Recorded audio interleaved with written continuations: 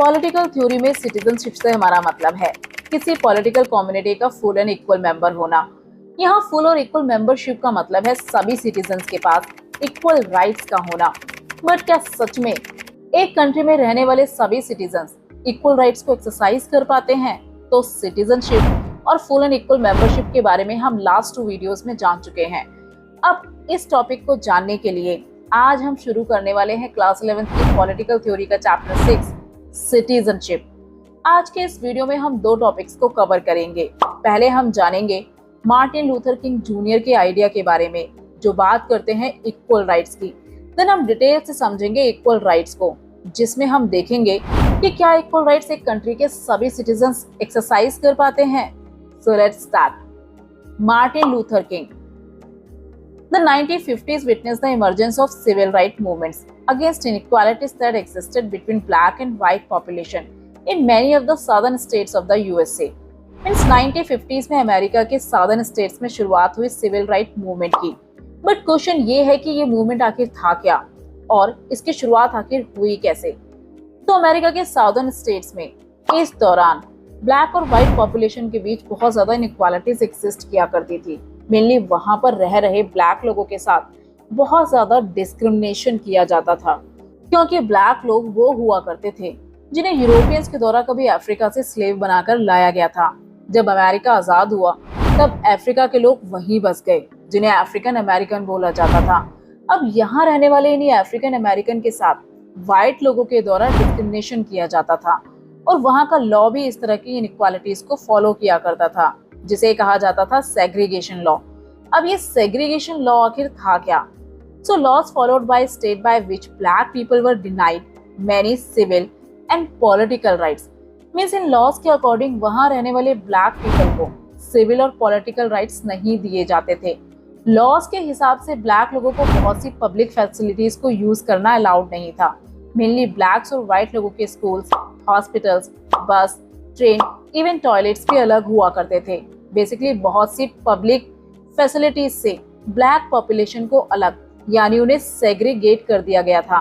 Black people के पास बहुत से सिविल राइट्स जैसे कि equality before law, freedom of speech and expression etcetera नहीं हुआ करते थे। As well as political rights भी, जैसे कि ना तो वो इलेक्शन में कंटेस्ट कर सकते थे और ना ही वो वोट दे सकते थे। साउथ अफ्रीका में भी कुछ इसी तरह का अपार्थाइड सिस्टम इम्प्लीमेंट किया गया था। इसके बारे में आपने जरूर सुना होगा। इन शॉर्ट अमेरिका के सदर्न स्टेट्स में कुछ इस तरह का सिस्टम इम्प्लीमेंट किया गया था जो इनइक्वालिटीज का बड़ा कारण था। जबकि ब्लैक्स हो या व्हाइट्स या कलर्ड पीपल, ये सभी वहां के सिटीजन थे। तो क्या इन सभी को फुल और इक्वल मेंबरशिप मिली? तो आंसर है नहीं, क्योंकि फुल और इक्वल मेंबरशिप का मतलब है सभी के पास इक्वल राइट्स का होना। बट यहाँ ज्यादातर राइट्स तो सिर्फ व्हाइट सिटीजन्स के पास ही हुआ करते थे। और इन्हीं इनइक्वालिटीज के अगेंस्ट में शुरुआत होती है सिविल राइट मूवमेंट की। Martin Luther King Junior was a black leader of the movement against these laws. Martin Luther King Junior जो कि एक ब्लैक लीडर थे और अगेंस्ट थे इस तरह के लॉज के, इसीलिए उन्होंने लॉज ऑफ सेग्रीगेशन के अगेंस्ट में बहुत से आर्ग्यूमेंट दिए। उनका फर्स्ट आर्ग्यूमेंट था, in terms of self worth and dignity every human person in the world is equal regardless of one's race और कलर। मींस लोगों की रेस या उनके स्किन कलर को देखे बिना सिर्फ उन्हें ह्यूमंस की तरह ट्रीट करना। यानी अगर हम सभी ह्यूमंस हैं तो लोगों के साथ किसी भी आधार पर डिस्क्रिमिनेशन क्यों करना। हर इंडिविजुअल की सेल्फ वर्थ होती है, डिग्निटी होती है और इसीलिए उन्हें इक्वली ट्रीट किया जाए। उनका सेकंड आर्ग्यूमेंट है, segregation is like a social leprosy on the body politics because it inflicts deep psychological wounds on the people who suffer as a result of such laws. Leprosy एक ऐसा रोग है जो एक व्यक्ति की पूरी बॉडी में फैलकर उसे खराब कर देता है। किंग ने सेग्रीगेशन को पॉलिटिक्स की बॉडी पर सोशल लेप्रेसी बताया है, यानी जो एक कंट्री के पॉलिटिकल सिस्टम पर बीमारी की तरह फैलकर उस सिस्टम को पूरी तरह खराब कर देता है। एज वेल एज जो लोग इन लॉस की वजह से सफर करते हैं उनकी मानसिक स्थिति पर गहरा असर पड़ता है, जिससे उभर पाना उन लोगों के लिए काफी मुश्किल हो जाता है। The practice of segregation diminished the quality of life for the white community also. In segregation की प्रैक्टिस केवल blacks नहीं, white community की quality of life पर भी असर डालती है। पर कैसे? तो इसे उन्होंने बहुत से एग्जाम्पल्स के थ्रू समझाया है, जैसे कि वहाँ की कोर्ट ने डायरेक्ट किया कम्युनिटी पार्क को सभी के लिए खोल दिया जाए, बट व्हाइट कम्युनिटी के लोगों ने ऐसा नहीं किया। अब कम्युनिटी पार्क के बंद रहने की वजह से ना तो उस कम्युनिटी पार्क का यूज ब्लैक्स कर पा रहे हैं और ना ही व्हाइट लोग। तो पार्क ना खुलने की वजह से व्हाइट कम्युनिटी ने अपनी खुद की क्वालिटी ऑफ लाइफ को भी डिमिनिश कर दिया। अब इसी तरह बेसबॉल टीम की अथॉरिटीज नहीं चाहती थी कि ब्लैक प्लेयर्स को टीम में एंट्री दी जाए, जिस वजह से कुछ बेसबॉल टीम्स को डिसबैंड होना पड़ा। थर्ड आर्ग्यूमेंट है the segregation law create artificial boundaries between people and prevent them from cooperating with each other for the overall benefit of the country. Means इस तरह के सेग्रीगेशन लॉज लोगों के बीच एक आर्टिफिशियल बाउंड्रीज को क्रिएट कर देते हैं और इसी वजह से लोग एक दूसरे के साथ कोऑपरेट नहीं कर पाते हैं। और जब लोग एक दूसरे के साथ कोऑपरेट नहीं कर पाते हैं तो सोसाइटी में डिवीजन क्रिएट होने की वजह से कंट्री की ग्रोथ और डेवलपमेंट रुक जाती है। क्योंकि आप खुद ही सोचिए, अगर आप कंट्री के बड़े स्टार्टा को पब्लिक फैसिलिटीज से दूर कर देते हैं तो ना तो उनके पास एजुकेशन होगी और ना ही हेल्थ केयर फैसिलिटीज, तो उनकी लाइफ कैसी होगी? क्या ये लोग कंट्री के डेवलपमेंट में अपना कंट्रीब्यूशन दे पाएंगे? क्योंकि अच्छी एजुकेशन ना मिलने की वजह से ये लोग बाकियों से पीछे छूट जाते हैं। इसीलिए वो आर्ग्यू करते हैं segregation laws should be abolished, यानी इन सेग्रीगेशन लॉज को खत्म कर दिया जाए। बट इन लॉज को किस तरह खत्म किया जाए? तो वो कहते हैं call for peaceful and non violent resistance against the segregation laws. Means peaceful और नॉन वायलेंट तरीके से ही सेग्रीगेशन लॉज को खत्म किया जा सकता है। तो ये तो बात हुई मार्टिन लूथर किंग के बारे में। अब बात करते हैं इक्वल राइट्स की। इस सेक्शन में हम सिटीजनशिप के एक और एस्पेक्ट को समझने की कोशिश करेंगे। That is the issue of whether full and equal membership means that all citizens, rich और poor, should be guaranteed certain basic rights and minimum standard of living by the state. Means किसी भी country का citizen होने का मतलब है वहाँ की फुल और इक्वल मेंबरशिप का मिलना। अब फुल और इक्वल मेंबरशिप मिलने का मतलब है स्टेट अपने सभी सिटीजन्स, चाहे वो रिच हो या पुअर, उन्हें कुछ बेसिक राइट्स और minimum standard of living provide करता है। यानी ये करना स्टेट की रिस्पॉन्सिबिलिटी बन जाती है। अब आज यही एक बड़ा इशू है, क्या स्टेट के द्वारा ऐसा किया जा रहा है या नहीं? इस इशू को हम समझेंगे अर्बन पुअर के जरिए, यानी शहर में रहने वाला वो स्ट्रेटा जो गरीब है, स्पेसिफिकली स्लम ड्वेलर्स, जिनके पास ना तो बेसिक फैसिलिटीज हैं और ना ही प्रॉपर घर, मेनली जो अपनी लाइफ स्लम्स में रहकर बिता देते हैं। जबकि ये वो लोग होते हैं जो लो वेज पर भी बहुत जरूरी या यूजफुल काम करते हैं, जैसे कि कंस्ट्रक्शन का काम करना, हाउस हेल्पर्स एटसेट्रा। एक बार आप अपनी बुक में दी गई इस इमेज को देखिए। इसमें दिखाया गया है कि इमिग्रेंट वर्कर्स के बिना अर्बन इंडियन मिडिल क्लास की लाइफ कैसी होगी, क्योंकि सभी काम इन्हीं इमिग्रेंट वर्कर्स के द्वारा किए जाते हैं। बट फिर भी टाउन्स में रहने वाले दूसरे लोगों के द्वारा इन्हें अनवेलकमिंग विजिटर की तरह देखा जाता है।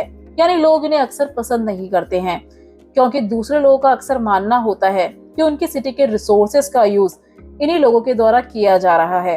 अगर किसी सिटी में बहुत ज्यादा क्राइम हो रहे हैं तो उसके लिए भी इन्हीं लोगों को रिस्पॉन्सिबल माना जाता है, या कोई डिजीज स्प्रेड हो जाती है तो उसके लिए भी यही लोग रिस्पॉन्सिबल माने जाते हैं।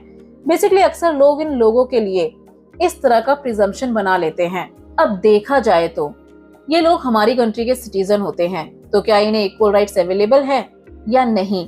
क्योंकि अगर इनकी कंडीशन की बात करें तो इनकी कंडीशन काफी शॉकिंग होती है। छोटे छोटे रूम्स में एक साथ ये बहुत से लोग रहते हैं, जहाँ कोई प्राइवेट टॉयलेट तक नहीं होता है, ना ही वाटर और ना ही प्रॉपर सैनिटेशन की फैसिलिटी।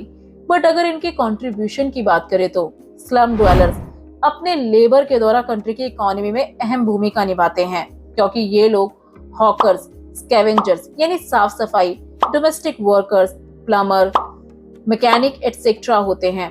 अगर ये लोग ना हो तो ये काम कौन करेगा? इसके अलावा कुछ लोग छोटे छोटे बिजनेसेस को भी रन करते हैं, जैसे कि वीविंग यानी बुनाई करना, टेक्सटाइल प्रिंटिंग या टेलरिंग, जिनसे अक्सर आप अपने कपड़े सिलवाते हैं। और ये लोग ये काम बहुत ही कम पैसों में कर देते हैं।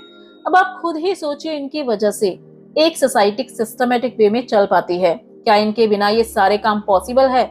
जबकि इनका कंट्रीब्यूशन के कंपैरिजन में इनकी कंडीशन काफी खराब होती है, क्योंकि एक सिटी में इन्हें दी जाने वाली सर्विसेज पर काफी कम खर्च किया जाता है।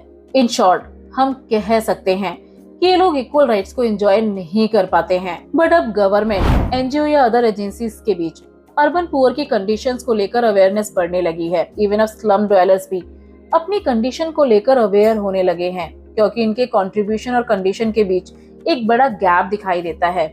और इनकी कंडीशन को इम्प्रूव करने के लिए जनवरी 2004 में एक पॉलिसी को फ्रेम किया गया, जो थी national policy on urban street vendors. इसके अलावा भी टाइम टाइम पर गवर्नमेंट ने और भी कई पॉलिसीज को फ्रेम किया है, जैसे कि 2014 में स्ट्रीट वेंडर्स को लेकर एक और एक्ट बनाया गया, street vendors protection of livelihood and regulation of street vending act 2014 या PM street vendors Atmanirbhar Nidhi scheme.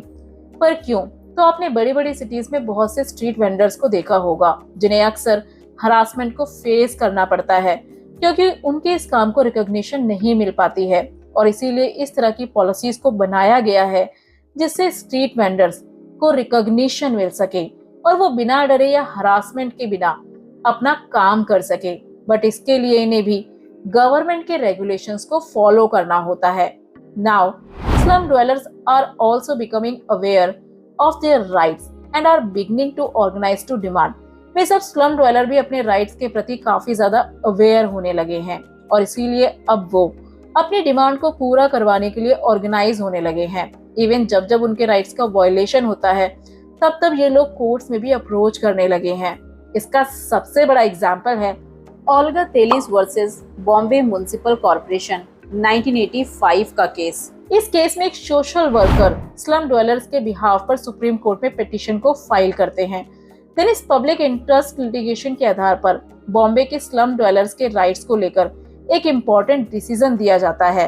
अब कई बार गवर्नमेंट के ऑर्डर पर इन स्लम ड्वेलर्स को उनकी जगह से हटा दिया जाता है और यही इस पिटीशन में क्लेम किया गया था कि इन लोगों को पेमेंट या स्लम में रहने का राइट मिलना चाहिए, क्योंकि इनके पास रहने के लिए कोई अल्टरनेटिव नहीं होता है। अगर आप इन जगहों से हटने के लिए इन्हें फोर्स करते हैं तो ये लोग अपना लाइवलीहुड भी खो देते हैं, क्योंकि ये लोग अक्सर उन्हीं जगहों के आसपास रहते हैं जहां ये काम करते हैं। अब इस पर सुप्रीम कोर्ट का डिसीजन था कि इंडियन कॉन्स्टिट्यूशन का आर्टिकल 21 बात करता है राइट टू लाइफ की, जिसके अंदर शामिल है राइट टू लाइवलीहुड भी। इसीलिए अगर पेवमेंट ड्वेलर्स को उनकी जगह से हटाया जाता है तो राइट टू शेल्टर के अकॉर्डिंग पहले गवर्नमेंट के द्वारा उनके रहने के लिए जगह प्रोवाइड किया जाए और तभी उन्हें उनकी जगह से हटाया जाए। अब कई बार इन लोगों को पॉलिटिकल राइट्स जैसे कि राइट टू वोट जैसे बेसिक राइट को एक्सरसाइज करने में भी बहुत सी डिफिकल्टीज का सामना करना पड़ता है, क्योंकि वोट करने के लिए जरूरत होती है वोटर आईडी की और वोटर आईडी को बनवाने के लिए जरूरत होती है एक फिक्स्ड एड्रेस की। बट पेमेंट पर रहने वाले लोग फिक्स्ड एड्रेस कहाँ से लेकर आएंगे और यही प्रोवाइड करना इनके लिए काफी मुश्किल हो जाता है। तो अभी तक सिर्फ हमने बात की सिटीज में रहने वाले स्लम ड्वेलर्स और पेमेंट ड्वेलर्स की। एक सोसाइटी में इनके अलावा और भी ग्रुप हैं जो मार्जिनलाइज्ड हैं, जैसे कि tribal people and forest dwellers. ये लोग भी इक्वल राइट्स को एंजॉय नहीं कर पाते हैं, पर कैसे? So these people are dependent on access to forests and other natural resources to maintain their way of life. Means tribal people जो अक्सर फॉरेस्ट एरियाज में रहते हैं और इनका वे ऑफ लाइफ डिपेंड करता है इन्हीं फॉरेस्ट एरियाज पर। ये लोग यहीं रहते हैं और यहाँ से मिलने वाले रिसोर्सेज को यूज करते हैं। बट आज ये लोग बहुत से थ्रेट्स को फेस कर रहे हैं और ऐसा होने का पहला रीजन है इंक्रीजिंग पॉपुलेशन। पॉपुलेशन के इंक्रीज होने से आपको पहले के कंपैरिजन में अब ज्यादा रिसोर्सेज की जरूरत पड़ती है। मीन्स आपको ज्यादा घर, इंडस्ट्रीज, एग्रीकल्चरल लैंड एटसेट्रा की जरूरत पड़ती है। इन शॉर्ट, आपको इन सब के लिए जरूरत होती है ज्यादा लैंड की। और अब इस लैंड के एरिया को कैसे बढ़ाया जाए, तो इसके लिए फॉरेस्ट को कट कर दिया जाता है और उन्हें क्लियर कर ये सभी चीजें बनाई जाती हैं। अब इन सब चीजों से सफर कौन करेगा? तो आंसर है ट्राइबल लोग। मीन्स वो लोग जो जंगलों में रहा करते हैं, बट जंगलों को कट करने से उन्हें उस जगह को छोड़ना पड़ता है। इसके अलावा दूसरा रीजन है प्रेशर फ्रॉम कमर्शियल इंटरेस्ट। मान लीजिए कोई इंडस्ट्रियलिस्ट किसी इंडस्ट्री को सेटअप करना चाहता है या मिनरल्स की माइनिंग करना चाहता है या फॉरेस्ट से मिलने वाले रिसोर्सेज को एक्सट्रैक्ट करना चाहता है, तो ऐसे में भी ट्राइबल लोगों को उनकी लैंड छोड़ने के लिए फोर्स किया जाता है। अब ये लोग भी इसी कंट्री के फुल एंड इक्वल मेंबर है, बट क्या ये लोग इक्वल राइट्स को एंजॉय कर पा रहे हैं? क्योंकि डेवलपमेंट के नाम पर इन लोगों को अपना घर बार छोड़ना पड़ता है। Now government are struggling with the problem of how to protect these people and their habitat without at the same time endangering development of the country. Means अब गवर्नमेंट भी इस प्रॉब्लम की वजह से स्ट्रगल कर रही है, क्योंकि उनके सामने प्रॉब्लम है कि कैसे ट्राइबल लोगों को और इनके हैबिटेट को प्रोटेक्ट किया जाए और सेम टाइम पर कंट्री का डेवलपमेंट भी किया जा सके। मेनली इसे बैलेंस कैसे किया जाए कि इन्हें प्रोटेक्शन भी मिल सके और डेवलपमेंट भी हो सके। अब ये इशू केवल ट्राइबल लोगों तक सीमित नहीं है, ये इशू सभी सिटीजन को अफेक्ट करता है, क्योंकि अगर कंट्री का डेवलपमेंट नहीं होता है तब इस कंडीशन में भी बाकी सिटीजन गवर्नमेंट को क्रिटिसाइज करते हैं, और अगर डेवलपमेंट के नाम पर लोगों को डिस्प्लेस कर दिया जाए तो तब भी ऐसा होता है। तो अभी तक हमने देखा कि किस तरह से एक सोसाइटी में सभी सिटीजन इक्वल राइट्स को एक्सरसाइज नहीं कर पाते हैं। मीन्स बाय लॉ सभी को इक्वल राइट्स दिए गए हैं, पर जब इन लॉज की प्रैक्टिकलिटी की बात आती है तो बहुत से इश्यूज सामने निकल कर आते हैं।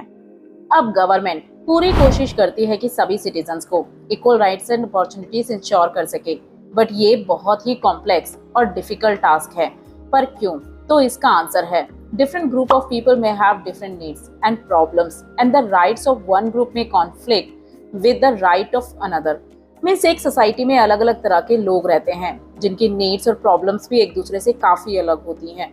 कभी कभी एक ग्रुप को जो राइट दिए जाते हैं वो दूसरे ग्रुप के राइट से टकरा सकते हैं, और इसका एग्जाम्पल अभी थोड़ी देर पहले ही हमने जाना, जैसे कि ट्राइबल पीपल जो फॉरेस्ट को बचाना चाहते हैं, लेकिन कई बार गवर्नमेंट इन एरियाज में बड़े इंडस्ट्रीज को सेटअप या माइनिंग करने की इजाजत दे देती है, और इसी वजह से दो ग्रुप्स के राइट के बीच कॉन्फ्लिक्ट्स क्रिएट होते हैं। इसीलिए सभी को इक्वल राइट्स देने का मतलब ये बिल्कुल नहीं है कि सभी पर एक जैसी पॉलिसी को इम्प्लीमेंट कर दिया जाए, क्योंकि कोई भी एक पॉलिसी सभी को इक्वल राइट्स नहीं दे सकती है। लोगों को इक्वल बनाने का मतलब है कि गवर्नमेंट को लोगों की नीड्स, उनके इंटरेस्ट और प्रॉब्लम्स को समझना होगा, और सभी चीजों को कंसीडर करने के बाद ही पॉलिसीज को फ्रेम करना होगा। तो इस डिस्कशन से क्या क्लियर हुआ? तो इसका आंसर है changes in the world situation, the economy and society demand new interpretations of the meaning and rights of citizenship. Means जैसे जैसे वर्ल्ड की सिचुएशन, इकोनॉमी और सोसाइटी चेंज हो रही है, वैसे वैसे सिटीजनशिप का मीनिंग और सिटीजनशिप के राइट्स को भी नए तरीके से समझना होगा। जो लॉ सिटीजनशिप से रिलेटेड बनाए गए हैं वो सिर्फ एक स्टार्टिंग पॉइंट है, और टाइम के साथ इन लॉज का इंटरप्रिटेशन बदलता रहता है। अब हर प्रॉब्लम के आंसर को जानना आसान नहीं होता है, बट इक्वल सिटीजनशिप के कॉन्सेप्ट का गाइडिंग प्रिंसिपल है कि गवर्नमेंट अपने सभी सिटीजन्स को इक्वल राइट्स और प्रोटेक्शन प्रोवाइड करे। So this was all about equal rights. Political theory को डिटेल से स्टडी करने के लिए आप बाय कर सकते हैं वीडियो में दी गई बुक्स को, या विजिट कर सकते हैं हमारे YouTube स्टोर को भी। As well as you can join our Telegram channel for more information and resources। Next video में हम बात करेंगे citizenship and nation, universal citizenship और ग्लोबल सिटीजनशिप के बारे में। Hope you like this video. For more videos, do like, share and don't forget to subscribe our channel।